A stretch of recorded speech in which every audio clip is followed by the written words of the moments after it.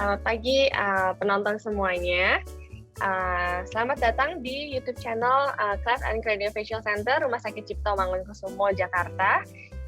Dengan saya Dr. Jessica Halim, dan pagi ini kita kedatangan tamu istimewa, yaitu kepala dari Cleft and Craniofacial Center Rumah Sakit Cipto Mangunkusumo itu sendiri, yaitu Dr. Kristaninta Bangun, spesialis bedah plastik rekonstruksi estetik, konsulen kraniofasial. Selamat pagi Dr. Krista. Selamat pagi Jessica, selamat pagi para penonton, subscriber YouTube Cleft Craniofacial Center RSCM. Salam sehat untuk semuanya. Salam sehat untuk semuanya, dokter. Baik, gimana nih perasaannya hari ini, dok? Senang karena akhirnya kita punya satu media ya untuk bisa mensosialisasikan hal-hal yang baik gitu buat yang membutuhkan gitu. Silakan, Jeff. Baik, dok. Jadi untuk topik hari ini, pertama kita akan membahas mengenai apa itu bedah plastik dan juga mengenai Cleft and Craniofacial Center itu sendiri. Jadi kalau Cleft and Craniofacial itu merupakan bagian dari Rumah Sakit Cipto Mangunkusumo Jakarta ya, dok ya, di bawah naungan Fakultas Kedokteran Universitas Indonesia. Apakah boleh diceritakan, dok, mengenai pusat rekonstruksi kraniofasial di RSCM ini? Oh ya, boleh. Baik, pusat rekonstruksi Cleft Craniofacial kita namanya CCC atau Cleft Craniofacial Center, itu lambangnya ada di sebelah kanan atas tuh. Nah, jadi ini udah berdiri sejak tahun 2011, jadi sudah ada 10 tahun ya. Tapi sebelumnya sudah ada, tapi belum dalam bentuk Cleft Craniofacial Center gitu. Nah, ini berada di bawah naungan dari instalasi rawat jalan RSCM. Tapi untuk softwarenya sendiri untuk orang-orangnya adalah staf dari KSM bedah plastik. Seperti diketahui bahwa bedah plastik itu kan juga suatu bagian dari ilmu bedah yang sudah berkembang dengan memiliki banyak kecabangan. Nah, salah satu subspesialisasi dari bedah plastik itu adalah craniofacial gitu, yang menangani kasus-kasus craniofacial. Gitu, Jessica. Oke. Jadi mungkin sebelum kita beranjak lebih jauh mengenai topik kraniofasial, dok, mungkin banyak yang belum mengetahui atau mengenal spesialisasi bedah plastik dan rekonstruksi itu sendiri, karena banyak masyarakat yang menganggap bahwa konsep bedah plastik itu hanya berhubungan dengan bedah estetik saja atau kecantikan, sedangkan rekonstruksi kraniofasial masih bisa dibilang topik yang belum terlalu banyak dipahami oleh orang awam. Mungkin dokter bisa menjelaskan apakah itu bedah plastik dan rekonstruksi dan cakupan kasus-kasus yang ada di bawah naungannya, dok? Baik, bedah plastik itu sendiri satu ilmu besar ya, itu terdiri dari, kalau lengkapnya namanya bedah plastik, rekonstruksi, dan estetik. Maka para ahlinya itu disebut gelarnya itu SPBP-RE, sekarang ada rekonstruksi dan estetik. Jadi dua bagian besar, yang satu rekonstruksi dan satu lagi estetik. Yang lebih banyak muncul ke permukaan, yang lebih banyak dikenal oleh masyarakat memang adalah estetik. Estetik adalah mengayakan pekerjaan-pekerjaan seperti operasi hidung, operasi mata, operasi bagian tubuh gitu untuk mempercantik, itu estetik. Tapi sebenarnya ada lagi bagian yang lebih besar daripada estetik, yaitu rekonstruksi. Nah, rekonstruksi ini saat ini sudah bercabang menjadi kira-kira ada 6 subdivisi yang cukup besar. Yang pertama adalah kami dari craniofacial, itu menangani pasien-pasien dengan kelainan bawaan seperti sumbing bibir dan langit, mikrotia, dan lain-lain, pokoknya bawaan untuk kelainan wajah. Kemudian bisa juga kasus-kasus trauma seperti fraktur tulang muka, dan juga kasus-kasus tumor di bagian wajah, jadi lebih banyak ke wajah. Itu yang pertama. Kemudian yang kedua adalah subdivisi burn atau luka bakar. Luka bakar itu cukup besar, jadi unit luka bakar di RSCM juga dipegang oleh bedah plastik konstruksi tadi. Kemudian craniofacial, luka bakar, kemudian wound dan onkoplasti untuk luka-luka yang kronis maupun luka-luka akut. Kemudian ada genitalia eksterna, itu untuk pasien-pasien dengan kelainan hipospadia, juga termasuk untuk operasi-operasi transseksual, laki jadi perempuan, perempuan jadi laki, itu ada di bidang bedah plastik rekonstruksi. Mungkin juga bedah mikro atau microsurgery, yaitu biasanya digunakan untuk rekonstruksi tumor atau trauma, memindahkan bagian tubuh ke tubuh yang lain gitu ya, jadi itu microsurgery. Dan juga ada hand atau tangan, juga bayangkan pada tangan. Dan yang satu lagi yang terakhir adalah estetik merupakan satu yang besar karena hampir semua ahli bedah plastik juga mengerjakan estetik, hampir semua bisa mengerjakan estetik. Begitu ya. Iya, baik dok.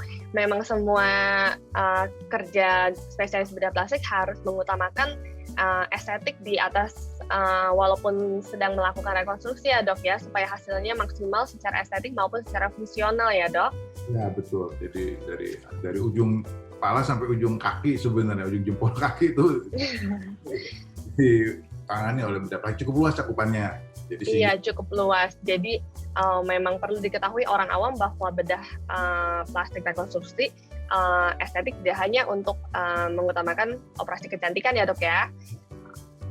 Kalau misalnya di CCC FKUI RSCM itu sendiri kan juga merupakan kolaborasi ya dok ya antara beberapa spesialisasi mengutamakan kerja multidisiplin. Nah, boleh dijelaskan mungkin dok kira-kira apa spesialisasi apa saja yang bekerja sama di bawah naungan CCC itu sendiri? Baik, sesuai namanya Cleft Craniofacial Center. Jadi saat ini penanganan yang ditangani oleh pasien-pasien oleh di CCC ini adalah pasien-pasien yang kelainan kongenital seperti bibir sumbing, kemudian pasien-pasien trauma ya atau kecelakaan wajah, dan juga pasien tumor di wajahnya. Nah itu jadi perlu multidisiplin karena kami lebih banyak berfokus ke secara pembedahan menghasilkan hasil operasi yang baik secara estetik. Nah, khusus untuk Cleft Craniofacial Center, untuk cleft-nya kami dibantu oleh tim yang terdiri dari dokter gigi spesialis ortodonti. Kami punya 2 dokter gigi spesialis ortodonti yang setiap hari ada bekerja di CCC melayani pasien-pasien dengan kelainan sumbing, sehingga bentuk dari rahang maupun bentuk giginya dengan bisa diatur sehingga lebih baik. Demikian juga ada satu lagi yaitu spesialis rehabilitasi medik atau speech therapy yang lebih ini spesifiknya, di mana pasien-pasien sumbing kan biasanya mengalami kelainan bicaranya tidak sempurna. Nah itu akan ditata laksana dengan baik sehingga bisa bicara dengan baik, itu dengan dokter spesialis medik yang juga bekerja sama dengan dokter spesialis THT karena beberapa pemeriksaan perlu dilakukan oleh THT seperti faringoendoskopi seperti itu, dan juga THT bekerja sama dengan medik. Dan juga sebenarnya di tempat kami ada juga dokter spesialis anak, cuman belum berpraktek langsung di CCC-nya, tapi ada dokter anak yang juga terlibat, terutama gizi anak, dan juga dokter psikiatri untuk membantu secara psikis bagi keluarga pasien yang sumbing. Jadi ini suatu tempat penanganan multidisiplin yang komprehensif gitu, yang khusus untuk menangani pasien-pasien sumbing. Kalau untuk kita bicara sumbing ya. Nah, demikian juga pasien-pasien trauma juga kadang-kadang giginya juga perlu diatur sedemikian rupa, itu ada giginya. Jadi yang berpraktek rutin di tempat kami adalah dokter plastik, dokter gigi spesialis ortodonti, dan dokter rehabilitasi medik. Begitu ya kira-kira. Oke, baik dok. Jadi memang penanganan di CCC, setiap pasien itu ditangani oleh berbagai spesialisasi ya dok ya, mengutamakan penanganan komprehensif dan juga multidisiplin untuk outcome yang maksimal ya dok ya. Jadi one stop service, jadi pasien sudah datang, pasien nggak perlu disuruh kesana kesana, cukup di situ nanti satu tempat, semua dokter berpraktek yang sama satu tempat gitu. Oke, baik dok. Nah, kalau misalnya dari dokter sendiri, kira-kira apa dasar dari terbersitnya ide untuk membuat YouTube channel CCC ini dok? Nah ini sebenarnya kalau YouTube sekarang kan era sosial media semua gitu ya, jadi semua lebih viral gitu kira-kira ya. Nah ini saya merasa kami sudah berkembang selama 10 tahun dalam bentuk CCC ini, tapi kok rasanya kurang banyak pasien-pasien yang ketika datang kepada kami itu bilang, saya baru tahu ya ternyata ada tempat ini seperti itu. Terus kita juga berpikir, kenapa nggak tahu ya? Nah, jadi kita coba. Memang selama ini sudah mencoba bersosialisasikan, memviralkan diri gitu ya kepada masyarakat lewat tulisan-tulisan di media, lewat wawancara ada di radio, di televisi juga beberapa kali. Nah, cuman kayaknya kurang optimal. Nah, ternyata terikuti ternyata kalau lewat media sosial mungkin lebih baik. Jadi kami coba YouTube channel ini mudah-mudahan lebih meluas lebih meluas cakupannya gitu. Karena seperti kita ketahui pasien-pasien dengan kelainan sumbing saja itu banyak sekali di Indonesia gitu, dan semuanya kan berhak untuk mendapatkan informasi mengenai pelayanan terbaik. Dan ini salah satunya. Jadi tujuannya adalah untuk mengedukasi pasien-pasien yang membutuhkan layanan ini. Begitu. Siap dok, berarti emang tujuannya untuk memberikan edukasi kepada masyarakat awam ya dok, dan juga supaya kasus-kasus seperti bibir sumbing atau kraniofacial lainnya bisa ditangani lebih awal dan lebih dini supaya outcome-nya juga lebih maksimal ya dok. Iya betul. Okay. Bukan cuma awam loh, tapi juga tenaga medis juga gitu banyak. Oh iya dok, benar. Itu umum gitu. Jadi nanti akan ada beberapa episode gitu di sini yang kita akan bicara terus tentang kelainan ini. Gitu Jess. Baik dok, terima kasih dok atas penjelasannya. Untuk para penonton sekalian, episode YouTube channel CCC ini akan membahas informasi seputar bibir sumbing dan mulai dari cara deteksi, tahapan penanganan, tata laksana, dan juga perawatan pasien, dan tidak hanya terbatas pada bibir sumbing tapi juga kelainan-kelainan kraniofacial yang lain.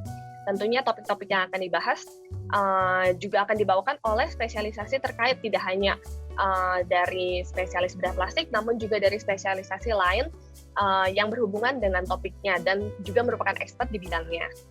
Terima kasih dokter atas waktu dan ilmunya yang diberikan pada pagi hari ini kepada penonton semuanya. Saya Dr. Jessica pamit undur diri. Sampai bertemu di episode selanjutnya.